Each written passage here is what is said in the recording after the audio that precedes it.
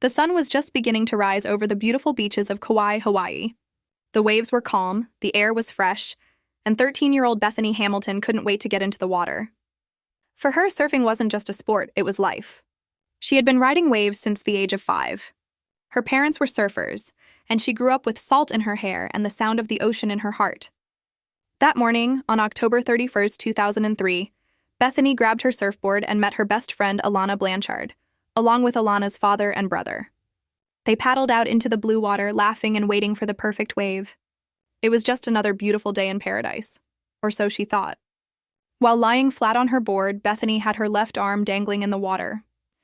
Suddenly, without warning, she felt something powerful hit her. Before she could even turn her head, a 14-foot tiger shark came out of nowhere and bit through her arm in one brutal strike. The water around her turned deep red. The pain was unimaginable, but Bethany didn't scream. She stayed shockingly calm, whispering prayers as her friends rushed to her. Alana's father quickly wrapped a surfboard leash around what was left of her arm to stop the bleeding. They paddled as fast as they could to shore, their hearts pounding. By the time they reached the beach, Bethany had lost more than 60% of her blood, yet somehow she was still alive. Doctors later said her survival was nothing short of a miracle. For days, she lay in the hospital, weak but alive.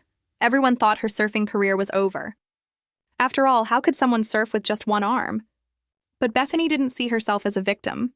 She saw herself as a fighter. Even with her life changed forever, she refused to give up her dream. Just 26 days after the attack, Bethany was back in the ocean. The waves were rough, her balance was off, and every paddle felt like a mountain to climb. But with endless determination and faith, she taught herself how to surf again, using one arm.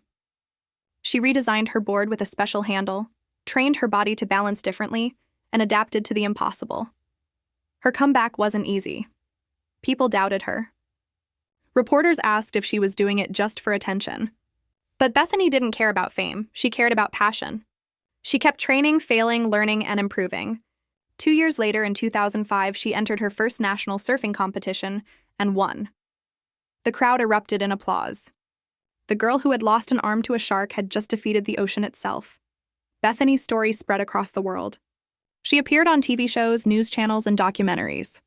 She wrote her autobiography titled Soul Surfer, which became a bestseller and was later turned into a major Hollywood movie starring Anna Sophia Robb. But more than fame, Bethany became a symbol of hope. She traveled the world, giving speeches about courage, faith, and determination. She met children with disabilities, victims of accidents, and people who had lost hope. And she told them one thing: courage doesn't mean you don't get afraid, it means you don't let fear stop you. Over the years, Bethany continued to surf professionally, got married, became a mother, and still rode the waves like she always did.